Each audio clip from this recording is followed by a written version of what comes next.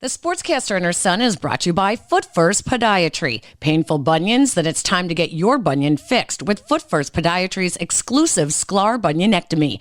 No scars, no cast, no crutches, no kidding. For more information about the Sklar bunionectomy, visit footfirst.com. And by Electroflex, a global leader in electrical conduit for over 60 years, makers of Liquidite flexible conduit, electrically connecting our world.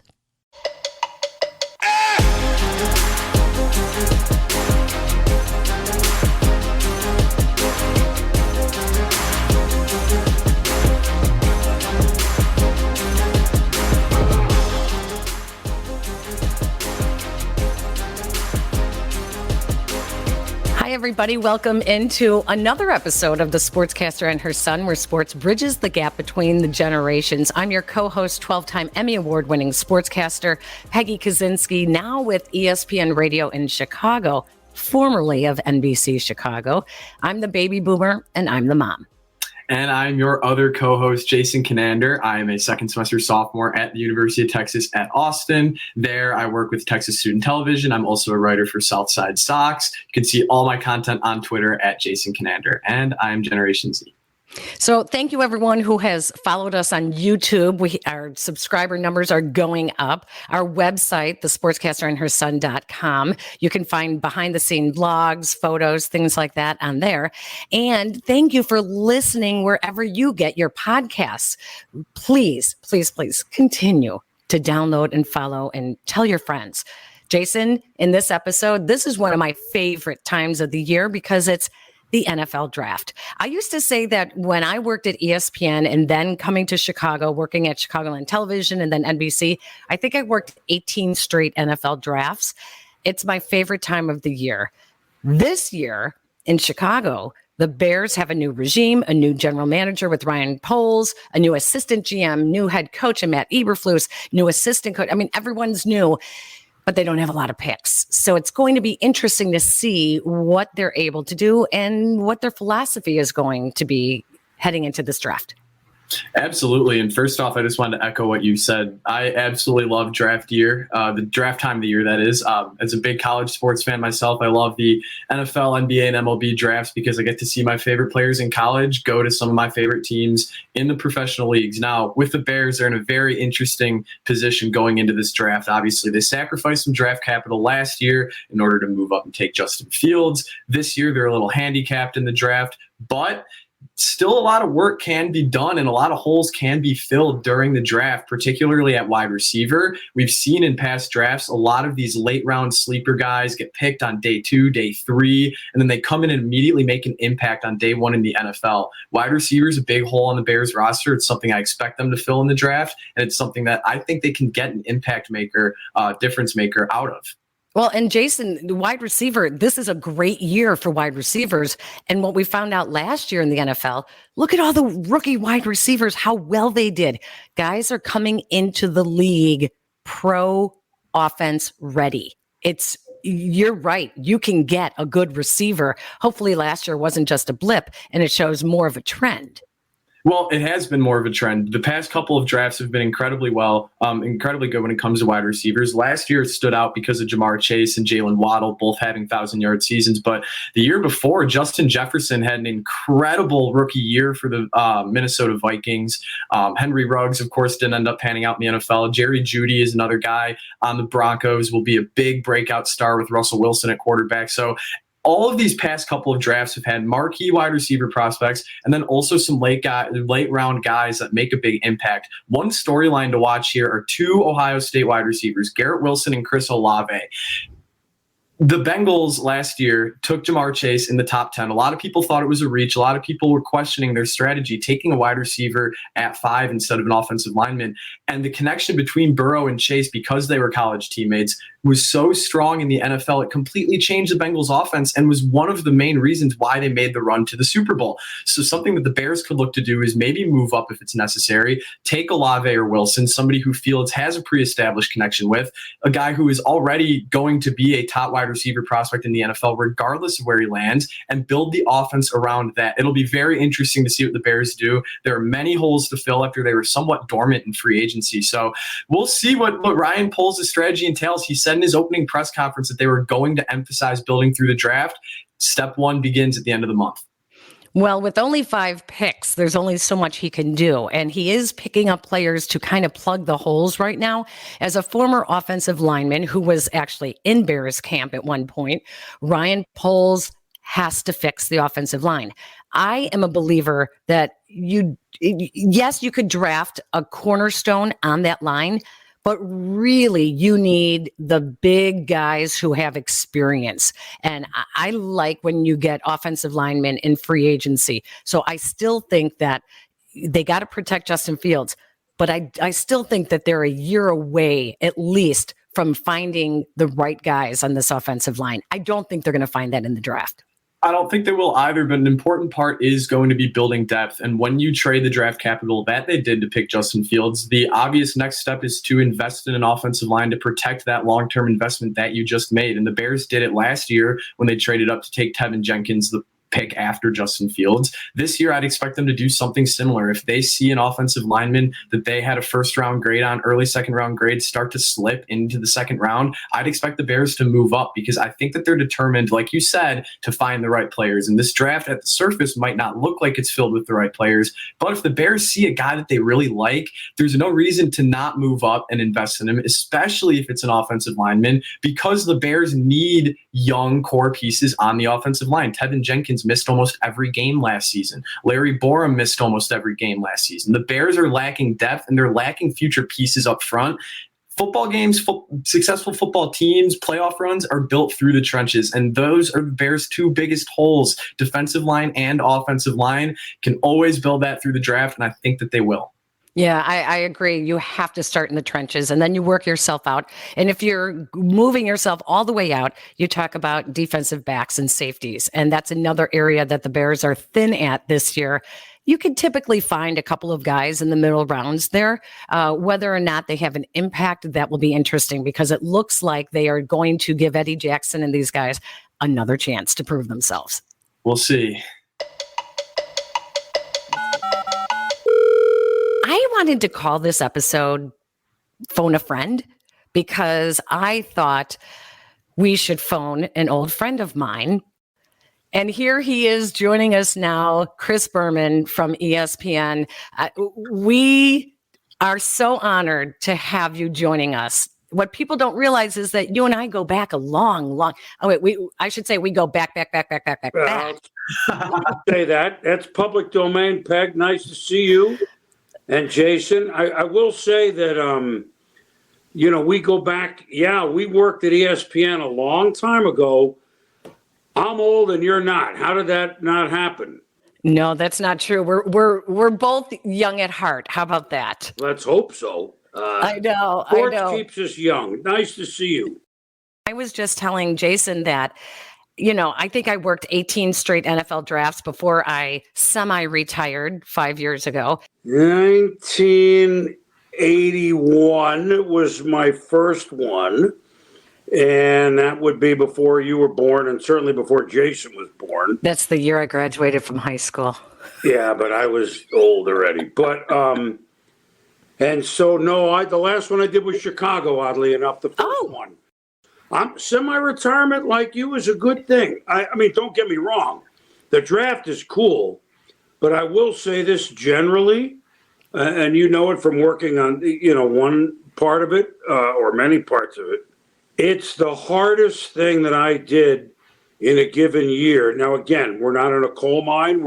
Let's keep it in perspective, okay? But not so much, it used to be 10 hours or 11 hours, on a Saturday or a Sunday, rounds 1 through 3, and you were like this at the end of it. But yeah, it's the boning up for the 3 weeks before.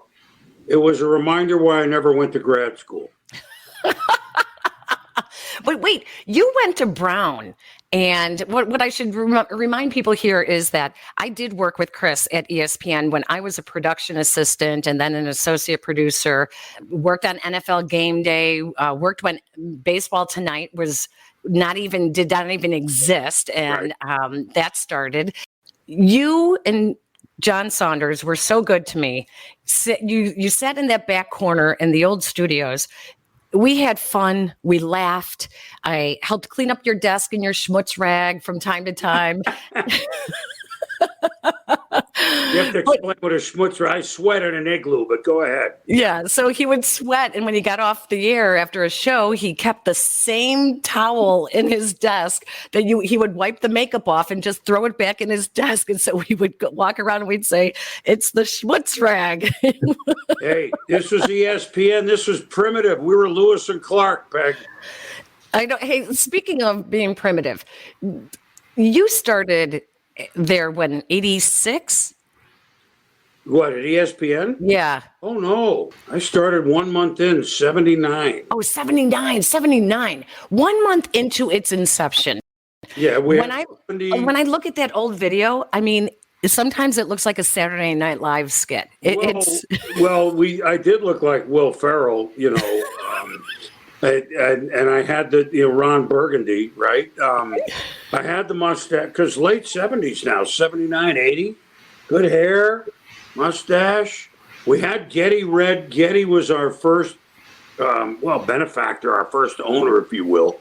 And if you remember vaguely, Getty Oil, it was red, and we had to wear these red jackets on a lot of the shows. We looked like Buckingham Palace. So it was pretty primitive. It was 75, 80 of us, but I did the late show in the beginning, meaning 2:30 Eastern, now West Coast 11:30, what have you. But that was pretty much the Sports Center for a few years. And, it'd be New England, 4 a.m. You're driving home, it's January. And people like Chicago, okay, what am I doing here? And it turned out okay. 43 years later, it turned out okay. Unbelievable. What would you have done? I know you have a history degree from Brown. Was that your fallback? What were you going to be, a teacher or something? No. I had no fallback. I would have fallen down.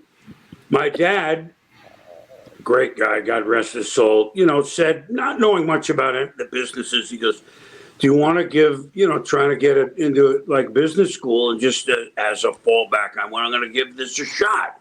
Now, it wasn't my first job, but I was 24 when I started. So I said, look, if the thing stays on the air for 2 years, Dad, this is after it was going, Peg, just a year and a half or 2 years, I'm on a half an hour a night. Local sports was 3 minutes at 6, 3 minutes at 11, right? I said, I'll either be good enough to go somewhere with this or I won't be good enough. If it stays on the air, not a lot of pressure, not like you could fool around, but, 2:30 in the morning, it wasn't, oh my God, it's, 100 million people watching. You could learn how to do it kind of on your own.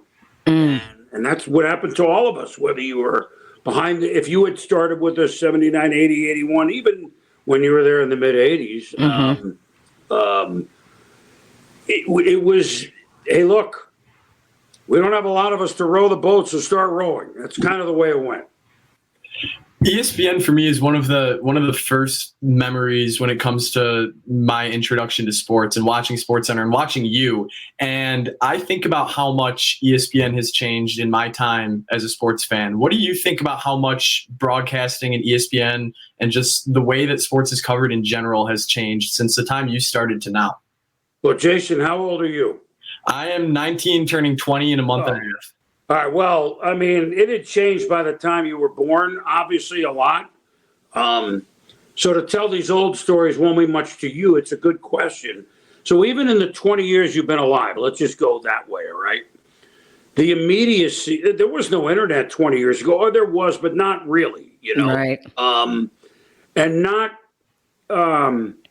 you still, 20 years ago in 2002, for example, there were some sports talk shows in this, but you still were not getting stuff instantaneously. Certainly not on your phone, not on this. So the whole landscape, not only of ESPN, but everything has changed because the immediacy, something, Tiger Woods just birdied the third hole. Like, we all know that immediately. Well, in 2002, we didn't know that at all if it wasn't live on TV at the moment. So the immediacy, the technology, it speaks for itself. And even in the last 10 years, that's drastically changed with people being able to, from Australia, being able to show you a picture of what just happened. Not that you necessarily care, or for us to show Tiger Woods birdieing a hole to your friend in Australia in the middle of the night. It's just leaps and bounds. It's hard to even put into words as I'm stumbling to do that. Sports reporting, the only problem with it now, I don't want to say problem, because everyone, we all have I don't, but blog this, that, this. Well, if it's on the internet, it must be true. Well, not really, sometimes. So the immediacy, sometimes everybody being a journalist, and there are great ones on the internet, but some are not saying bad actors, just saying, hey, I heard did it, and then you read it, and Peg reads it, and even I read it, and it must be. No, it's not true. So there are so many outlets, and there's no way 100% of them are going to be correct. We got to be careful with what we think is really happening. But it's kind of the fun of it, that if you drop a quarter on the floor where you're living right there, we all can hear about it, and you can show it to us. There it is. It rolled under the dresser. Darn it. And the craziest thing about that is you talk about the immediacy and how different it is just 20 years ago. And like for me, growing up in this era, that's like the norm for me. So I can't even imagine it being anything other than that. Now, I want to transition a little bit more into the particular stuff that you covered. And correct me if I'm wrong, but you covered 39 Super Bowls. I've covered a lot of them. So do the math. 81 on, so 39, 40. Yeah, I've been around. So a little bit of a two-parter here. What sets the Super Bowl apart from any other sporting event from a coverage standpoint? And give me one Super Bowl memory that sticks out above the rest if you were to just tell one Super Bowl memory. Back to our conversation in a minute. But first, have you ever dealt with bunions? I have. It got to the point that I couldn't even wear any shoes without having shooting pain. Even at night, I couldn't even pull the covers over my foot. It hurt so bad. It didn't matter if I was wearing slippers or boots, gym shoes working out, or heels for a night out. The pain was intolerable. I finally decided to do something about it. That's when I heard about Foot First Podiatry and their exclusive procedure, the Sklar bunionectomy. It has you on your feet the day after surgery. Are you kidding? Well, I had to see it to believe it. And you know what? They were right. Surgery was easy. I am so glad I did it. I walked out of surgery in a boot, no cast, no crutches, walking the same day. And you can be back in a gym shoe in 2 weeks. When I look at my foot now, there's no visual scar. And best of all, I am pain-free. So ladies and guys, don't walk around in pain like I did for years. Visit footfirst.com. What sets the Super Bowl apart from any other sporting event from a coverage standpoint? And give me one Super Bowl memory that sticks out above the rest if you were to just tell one Super Bowl memory, period. Well, the Super Bowl, of course, and it was this way, but it is truly an all-American holiday, if you will. Even 25 years ago, I was struck by all the international, that's not the answer you're looking for, but this game is being broadcast in all these languages it's going everywhere. It's going to Antarctica. It's going, to the Penguins that wanted to watch it. So it's as if, we have no holiday late January, early February. By the way, the Super Bowl will be President's Weekend in another year, not next year, but in another one. So it'll be on a holiday, but it was for all these years, let's just say late January, right, Jason? So we had Christmas, we had New Year's, and then we had winter. If you live where you do and I do and a lot of the country lives. And then there's this Super Bowl that no matter what, people got together. And even if the Bengals were playing like this year, who nobody really, I don't want to say nobody, but a lot of the casual fans weren't dialed in on, and the Bengals certainly earned their way there and could have won the game. But all of a sudden, you're an expert on the Cincinnati Bengals along with the Rams, and you knew a lot of their players. Even though you didn't follow, it's like everybody stops. Who do you like? Oh, I'm in a Super Bowl pool with the 5 for the AFC and an 8. Naturally, you get the bad numbers, right? 8 for the NFC. And so what makes the Super Bowl special is, football's America's game. It has been. I love baseball. We could go on with others. I love them. But everything stops for the Super Bowl. And even going into it that weekend, it's Super Bowl weekend, people are making sure they have food, they have friends, they have this. It's snowing out. We don't care. It's Super Bowl Sunday. Now, when I was younger, before I got on the air, a lot of the Super Bowls were blowouts, to be honest with you. The last 20 years, your lifetime, so take full credit for it. Starting with probably late 90s, certainly 99 with the tackle on the 1 yard line. Like they've come, 3/4 of them have come down to the last series or whatever. One that's, so many of them stand out. I mean, the best Super Bowl moment happened because we do primetime on the field after the game. And in 2001, and again, that's before your time. That's when we had 9/11. The season was delayed a couple weeks. The Patriots, who were from nowhere, were in the Super Bowl against no one knew who Tom Brady was. I don't mean no one, but I mean he wouldn't even start at the start of the season. Bill Belichick, does he really know what he's doing? The Rams are the greatest show on turf. So Steve Young and I were getting ready to do NFL primetime. Last 4, 5, 6 minutes around the field, we were under the goalpost. And here's this drive in a tie game with the great 14-point favorite Rams against the unknown Patriots in a 9/11 year. And Adam Vinatieri's field goal from 40 whatever yards, was it 48, 40? And it comes over the goalpost and it lands right at our feet. And looked at Steve like this, like, the Patriots just won the Super Bowl. And here's the ball. and so, nobody has that story. And not that we could have been at the other end zone. You know what I mean?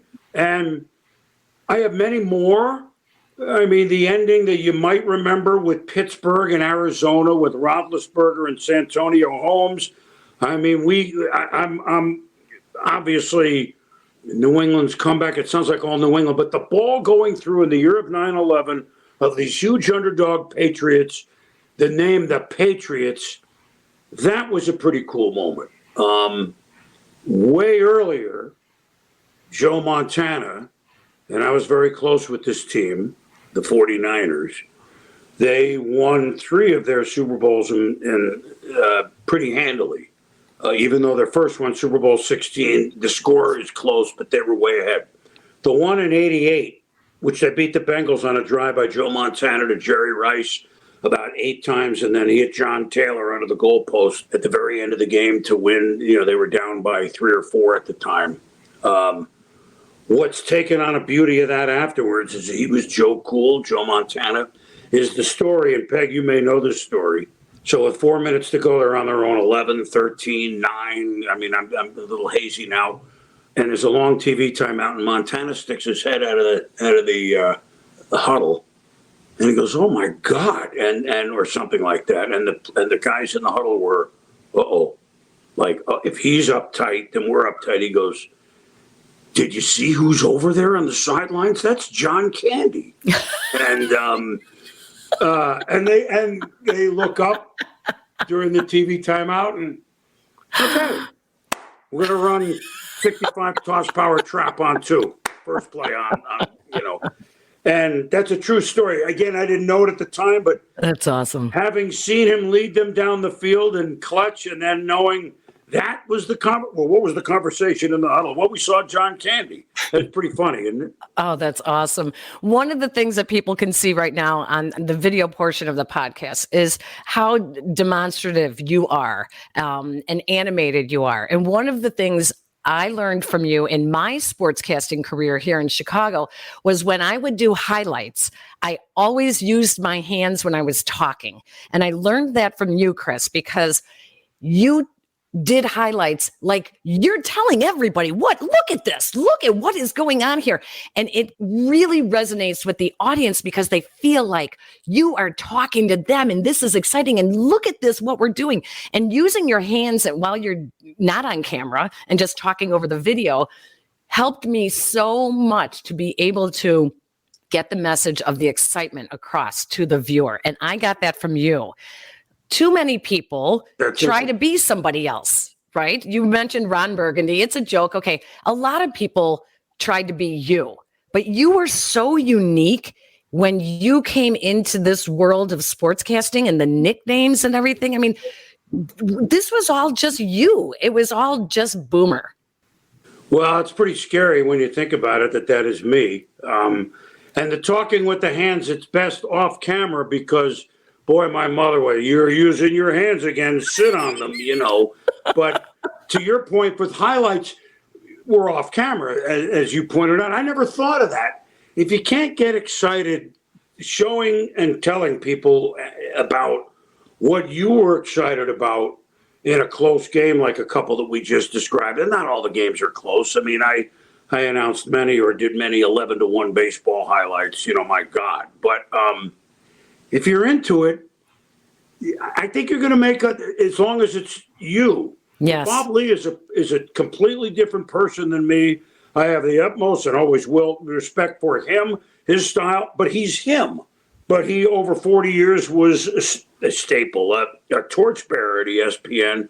I did it differently. I'm an excitable boy, as Warren Zevon once sang. So, he did Werewolves of London, Jason. You're going to have to look that song up. So, look, highlights are, at least in my day, and I think they still are, even though you've seen them on your phone immediately, when you go to a show like a Sports Center or something, do the highlights like they're live. Be excited. People want to, and don't say it until the ball hits and he could go, don't say, and he's going to score a touchdown when he's on the 20. Don't do that. He could go, because sometimes he's caught from behind, right? Mm-hmm. But he got caught, Just be yourself. And I was excitable, and I don't know that if I'm the reason you're using your hands a lot, then maybe it's in our genes. I don't know. Where did it's sports, Peg. It's not brain surgery. Exactly. Chris, where did the nicknames come from? Well, to be honest with you, they were not, I'll tell you where they came from in a second. They were not something I did to be famous. If you concoct, hey, we're going to do this, and I'm going to be famous because I'm going to do all of this. Well, now you're thinking about something other than really the content. If you augment the content with something, then I think it's okay. Now, where do they come from? Again, I didn't do it to be fit. So even back in my days at Brown, this is, in the mid-'70s, the Neanderthal period. Back in my Brown University days, I mean, we would look at box scores in the paper. You'd have Thursday's paper to find out if the Giants beat the Dodgers. Okay, I know that's amazing to you, Jason, but that's what happened if you lived on the East Coast, right? Even Chicago, probably. And I would look at these names, and we would throw out a few nicknames. I mean, so they go back to Brown University. On the few nights that we weren't in the library, we would drink our Perrier and make up these nicknames, right? And Peg, if you're buying the Perrier part, I'm worried about you. But so now we fast forward to 1980. I'm on the overnight show. It's May. It's baseball. I'm on by myself. I don't care if it's your regular shift at 3 a.m. You're not really, sharp. You are sharp, but so one or two of them came out from my days at Brown. I don't know which one. I mean, I don't know what was first. Do you remember Frank Tanana, Peg? Frank Tanana Yes. Daiquiri was a really good pitcher. And John Mayberry, RFD. One of those are the first couple that came, and I got in my ear, for those who don't not in our business, called an IFB, and the producer goes, "What was that?" You know? But the camera person's laughing, and we finished the segment, and here's, the American League, and we'll be back after this. And nobody got hurt. It was okay. It wasn't derogatory. It wasn't dirty. That's not supposed to be. And I went home, and, the next day or two, I went, those were okay. Like, maybe we'll try a couple more the next night and see how that goes. And again, you have to understand, I know, Jason, you can't understand this, and many of the viewers are listening or watching or listening. We'd have Seattle 5, Kansas City 2, no highlights, and the thing would be up there for 40 seconds. Yeah. Well, embellish it a little bit. Yeah. You can only stare at 5-2 with 7 hits and 2 errors for so long, right? So Julio Cruz, second baseman, Seattle, was Julio, won't you let me take you on a sea cruise, or these are the ones that go way back. Odeby McDowell, Cleveland and Indians. Odeby Young again, McDowell. And you didn't have to know he played the outfield or played for Cleveland. The best one was Bert Blyleven, probably, because, again, you don't have to know he's a pitcher. He pitched for Pittsburgh or Minnesota or, a couple other teams. He has a Hall of Fame curveball, blah, blah, blah. He was Bert B. Home Blyleven because every kid heard it and every parent said it.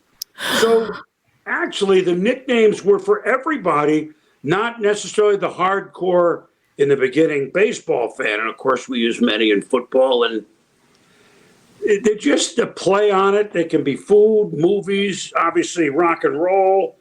Boomer, the best part though was that guys started writing you letters, and when you would be at a game in person, they would pull you aside. They wanted a nickname. Players wanted a nickname. They did, because back then it was just fun, and yet, I mean, there are a couple players that they didn't dislike. Kevin Bass, I used to, if you remember him, Astros and others. Mm-hmm. He was largemouth Bass, and he pulled me aside at the batting cage one day. He goes, I don't know if I like that nickname. I said, what's the matter? It makes me sound like a big mouth, like I talk all the time. And said, well, how about? And I said, uh-oh. I said, how about smallmouth? That's good. Go with it. And so we went with it. Again, it's become, Peg, because you helped me answer some of the mail back in the day. Yeah. Nobody knows that. Peg was one of my first ghost letter writers back. I mean, my God. And there would be lists of 50.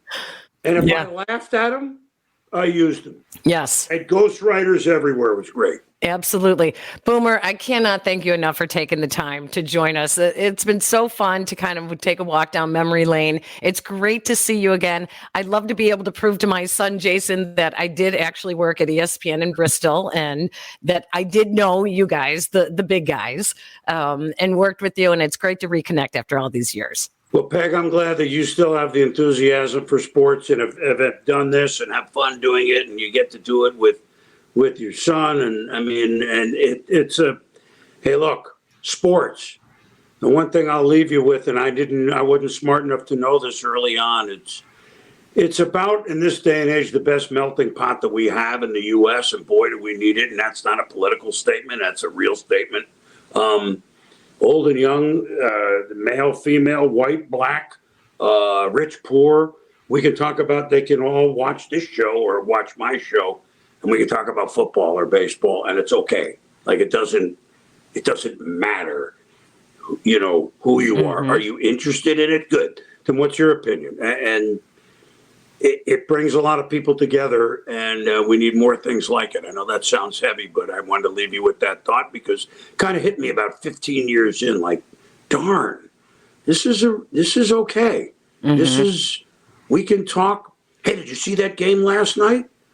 Yeah, perfect stranger. And for 5 minutes, you can have a nice conversation at an airport or wherever you are, at trains, walking down the street. Have a good day. So proud of you, Peg. You were anyone that worked with us in the 80s and 90s. It's a red badge of courage. So we're proud to be teammates to this day. We made happy it. Spring. Hey, you too. And next time you're in Chicago, let's stop and get a Perrier together. They have Perriers in Chicago, don't they? Yeah, a few of them. Some of them are flavored. Oh, I'm aware. Yeah, that shows that we're getting old, that we don't remember them flavored way back when. I know. Thank you, Boomer. Take care, buddy. See you. All right. Bye-bye.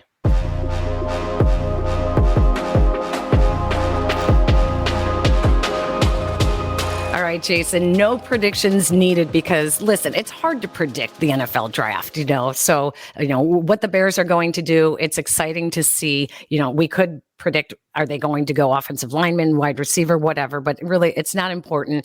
This was a fun episode. No predictions, no final thoughts, but tell people if they like the episode what they should do. Well, if you like the episode, please like, rate, and subscribe our show on Spotify. In the top left, near the title of the podcast, you can press a follow button. You can also rate us 5 stars. You need to listen to at least 3 episodes, but it's a good system and it helps us out a lot. You can also listen to us on Podbean, Apple Play, really anywhere else. YouTube is something that we're trying to push because we like the subscribers and you can see our pretty faces, but anywhere that you access podcasts, you can find our show. And don't forget, you can find my other show also on YouTube under the Podbean network called Pass the Mic, in which we feature women in sports and sports media. All right, our thank you. Thank you to our guest today, the one and only Chris Berman. Thank you for joining us. Thank you to Adam Yoffe, our Sultan of Sound, and to Aldo Gandia of the Barroom Network. Don't forget, if you like this episode, please hit the like button, rate us, and subscribe. And that's it for this episode. It's a short and sweet one. Phone a friend always is, but it's very fulfilling. Thanks for joining us, Jason. Anytime, Mom. All right, take care, guys. The Sportscaster and Her Son is brought to you by Electroflex, a global leader in electrical conduit for over 60 years, electrically connecting our world. And by Foot First Podiatry. It's time to get your bunion fixed with Foot First Podiatry's exclusive Sklar bunionectomy. No visual scars, no casts, no crutches, no kidding. Visit footfirst.com.